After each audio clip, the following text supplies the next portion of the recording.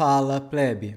Nós nascemos numa sociedade que nos diz o que pensar, o que sentir, o que fazer. Somos condicionados a obedecer às regras e a seguir o fluxo. Mas o que acontece quando começamos a questionar essas regras? O que acontece quando começamos a pensar por nós mesmos? Aí começamos a descobrir que somos escravos. Somos escravos do Estado que nos cobra impostos, que nos diz o que podemos comer, onde podemos morar, o que podemos fazer. Somos escravos através do sistema que nos controla, através da mídia, através da educação, através da economia. Mas não precisamos ser escravos. Podemos quebrar essas correntes e sermos livres. Podemos construir uma sociedade, um sistema, onde realmente podemos viver toda a nossa capacidade, tanto criativa quanto de trabalho. Nesse vídeo eu vou te mostrar como que o Estado funciona e a gente vai começar então sair diagnosticando esse problema a conseguir sair dele. Se você curte esse tipo de conteúdo, deixe o seu like, comente, compartilhe e dê seu feedback.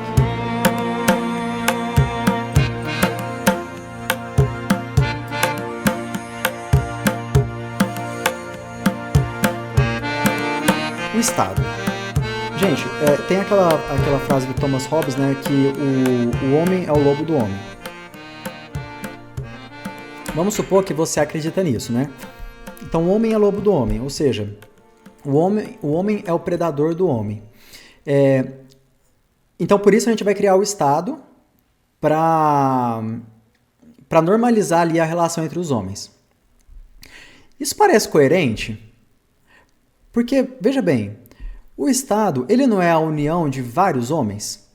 Homem como pessoa, indivíduo?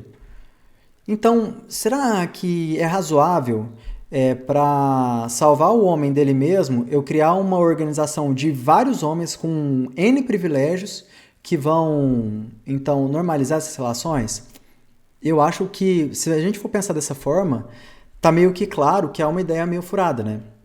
Bom, sobre essa questão a gente vai discutir muito ainda, mas o que eu queria falar hoje para você é com relação à senhoriagem. O que é senhoriagem? Senhoriagem é, por exemplo, o governo ele tem monopólio monetário, né? O que é isso? Você só pode comercializar no Brasil, comprar e vender, por exemplo, se você utilizar o real. Então, o dinheiro ele é um produto que ele é uma ferramenta que ela serve para as pessoas fazerem trocas entre elas, né? Então, você só pode usar o real para fazer essas trocas. Como o governo ele tem esse monopólio, ele que cria o dinheiro. Ele pode, então, criar mais dinheiro para satisfazer as necessidades dele. Então, o que acontece? O Banco Central, por exemplo, ele tem uma meta de inflação. Veja bem, ele tem uma meta de inflação.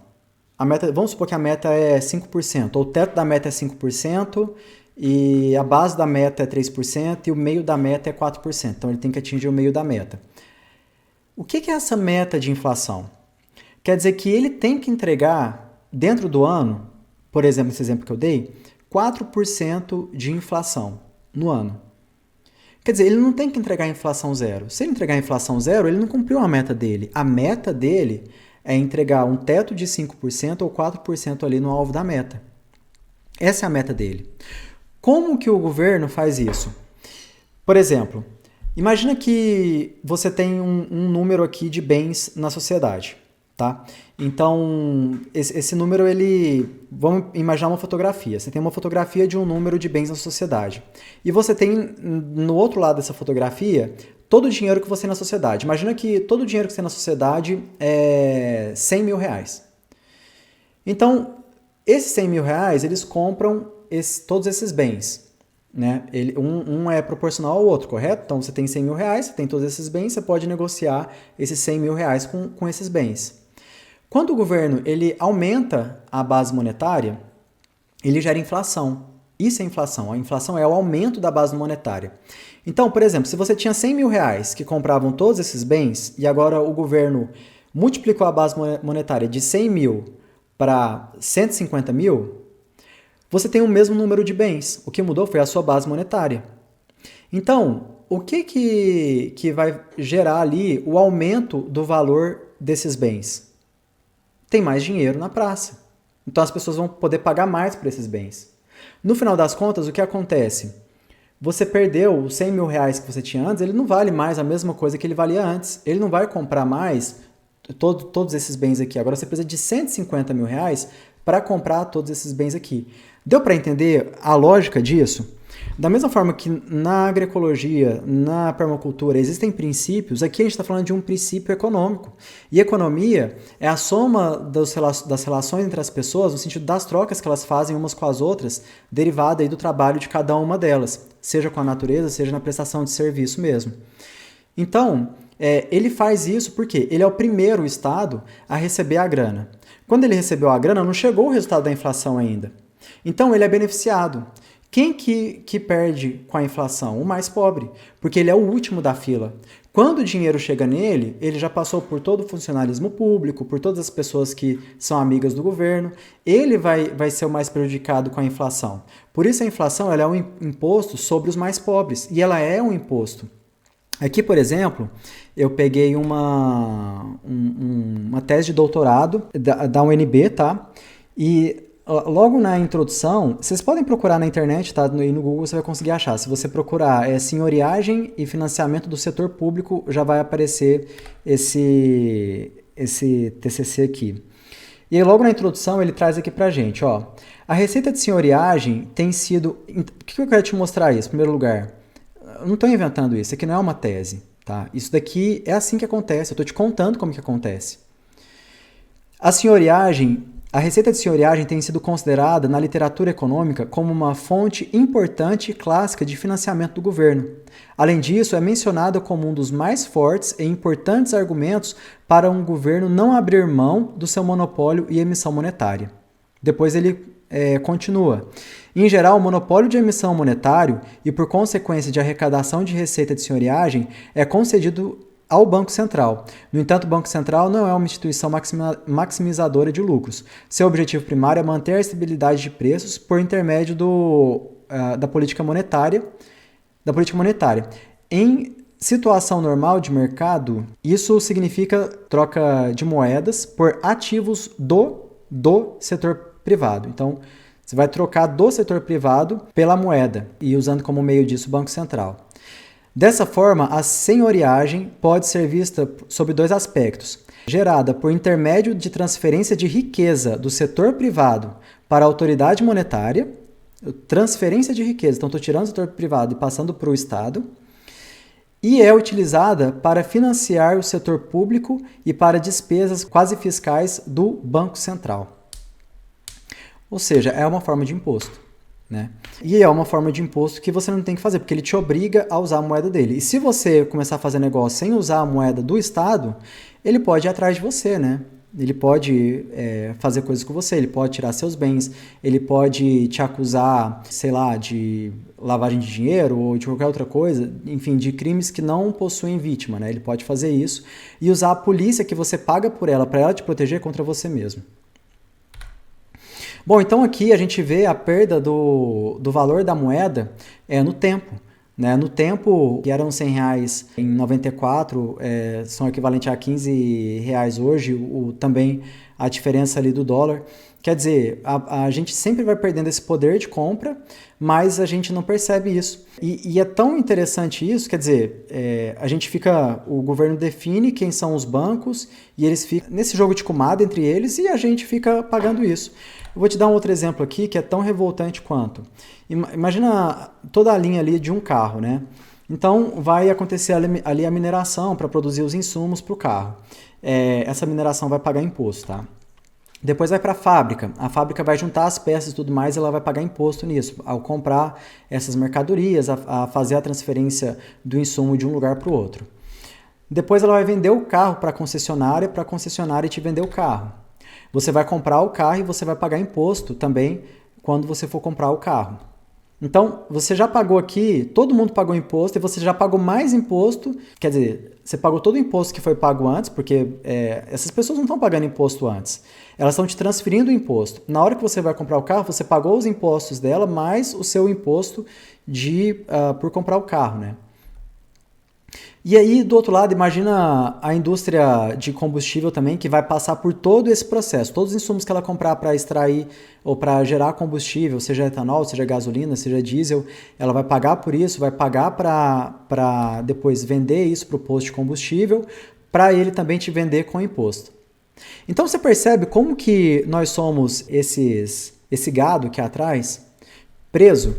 É por isso que, por exemplo, os países da Europa, eles criam crises nos países mais fracos, na África e tudo mais, e geram crises migratórias para eles mesmos. Por quê? A população ocidental cada vez tem menos filhos, e isso diminui a arrecadação deles. Então, eles precisam ter um fluxo de imigrantes para continuar servindo eles com tudo dessa forma aí que eu estou te exemplificando.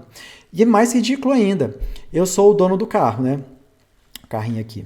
Eu sou o dono do carro. Então, já paguei isso tudo. Ainda pago o imposto no combustível e tudo mais. Eu preciso pagar um aluguel todo ano, que a gente chama de IPVA, porque senão o governo vai tirar o carro de mim.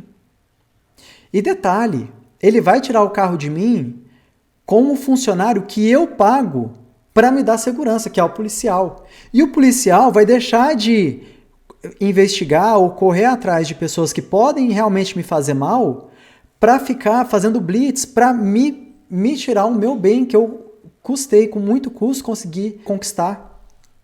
Então, como que isso é ilógico, não é? Olha como que a gente é escravo. Gente, a gente é escravo. Isso é ridículo. A gente sustenta isso. E é absurdo como que a gente aceita isso, como a gente normaliza isso. E como que, por exemplo, a gente começar a falar de uma vida autossustentável e tudo mais, pode parecer uma coisa tão absurda, mas quando você vai entrando nessa toca do coelho, ou Bitcoin ou outras coisas, quando você vai entrando nisso, você fala assim, cara, isso é necessário, porque alguém tem que pôr limite nessa porra. Sabe, a gente vai morrer fazendo isso, esses caras brigando e colocando uns contra os outros, e a gente vai continuar sustentando isso. E o pior é o seguinte, a gente não está falando aqui de pessoas que estão brigando por ideologia ou não. Essa gente está toda unida. Pô, se o governo, veja bem, se eu produzir pão de fermentação natural na minha casa, tá? E for denunciado por alguém, o que o governo vai fazer? Ou ele pode me aplicar uma multa, ou, sei lá, me prender, qualquer coisa do tipo. Mesmo que eu não tenha feito mal para ninguém, mesmo que o meu produto não tenha feito mal para ninguém. Se, por exemplo, o pão de forma que eu te dei o exemplo, você tem dúvida que o pão de forma vai te fazer mal? Pode não ser hoje, mas fala sério. Você acha que ele vai te trazer o mesmo bem que um pão de fermentação natural, feito por uma mão humana, de forma caseira? Você acha que ele vai te trazer a mesma nutrição? Ou seja, ele te obriga a comprar produtos de muito menor qualidade, ele te cobra para te oferecer um sistema de saúde que é uma bosta, porque você pode falar o que for, mas se você tiver dinheiro para pagar um plano de saúde, você vai pagar. Então é muito fácil essa conversinha de SUS. Se você tiver grana para pagar um bom plano de saúde, você vai pagar. Porque você não vai esperar a hora que você tiver fudido para você usar o SUS e às vezes ser feita alguma coisa que não é o ideal, às vezes faltar algum insumo na hora que você precisa, qualquer outra coisa do tipo. A primeira coisa que a pessoa faz na hora que ela consegue uma renda maior é pagar um plano de saúde. Então, ele cria o problema de você comer um alimento de má qualidade, ele te cobra um imposto absurdo que faz você ter que trabalhar mais para comprar o alimento, para viver, para pagar aluguel, para tudo, porque todo imposto que o governo cobra não é um imposto sobre o mais rico. Pô, se o mais rico ele tá cobrando imposto sobre ele tem uma empresa, o que ele vai fazer? Ele vai aumentar o valor do produto dele para pagar aquele imposto e você que for comprar aquele produto, você vai pagar o imposto, cara. Não é imposto sobre o rico, é imposto sobre a sociedade. Todo imposto é imposto sobre a sociedade. Você está pagando por aquilo. Não importa se você está dentro daquela cadeia produtiva, você vai pagar de alguma forma. Se o imposto está na gasolina, se o imposto está no carro, você vai pagar nisso para receber o produto ou para ter acesso nele, nem que seja no supermercado, ou num bar, ou num botequim. Vai chegar esse custo em você. Apesar disso, O ser humano ele é tão incrível, nós somos tão superiores a tudo este mal que é feito com a gente, que a gente ainda consegue, com muita criatividade, aumentar tanto a nossa capacidade produtiva que a gente não sente tanto esses efeitos. Imagina só, se o poder de compra da moeda está caindo cada vez mais e o imposto cada vez mais sobe, por que o preço do combustível não é uma coisa que ninguém consegue comprar hoje? Porque a gente está aumentando cada vez mais a nossa capacidade produtiva. Mas, ou seja, a realidade que a gente tinha que estar vivendo agora não é essa realidade que a gente está vivendo. A gente tinha que estar numa realidade muito mais abundante, se não fosse o Estado. Quer dizer, a gente tinha que estar numa realidade em que tudo fosse muito mais barato, porque a nossa capacidade de produção ela aumentou com o tempo, por conta da tecnologia, por conta da nossa capacidade criativa, porque a gente é humano. Mas a gente perde isso, porque a gente é humano também. E o que seria ideal ao invés desse modelo? Que a gente colocasse regras, né? Regras bem definidas são melhores que pessoas, né? Todo mundo precisa fazer uma reforma íntima e juízes, líderes em geral, não escapam disso, tá? Então, a gente tem um sistema que, por exemplo, imagina grandes empresas. Essas grandes empresas, elas financiam a imprensa, por exemplo, e ficam te vendendo benefícios aí, fica te vendendo entretenimento para você manter ali sua vidinha do jeito que ela é, sem reclamar. Você continuar o seu financiamento numa boa. Então, o governo cria regras para impedir novos competidores no mercado, vão criando-se então os monopólios e oligopólios. Esses monopólios e oligopólios, inclusive o governo, que é um monopólio, o governo tem um monopólio monetário, o governo tem um monopólio da segurança, o governo tem vários monopólios aí, tá?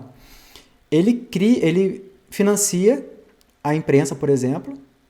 A imprensa mantém o povo num estado de letargia e o povo continua sustentando o governo. Essa é a nossa vida. É assim que a banda toca. A gente simplesmente é gado na mão dessa gente. Obrigado por assistir o vídeo até o final. Seja você também um propagador de ideias e ferramentas que promovem a transição para uma sociedade mais autônoma, ética e descentralizada. Além de curtir, compartilhar e se inscrever no canal, considere se tornar patrocinador pelo Apoia-se. O link está na descrição. Mais informações sobre o nosso projeto, consulte os links que aparecem na tela.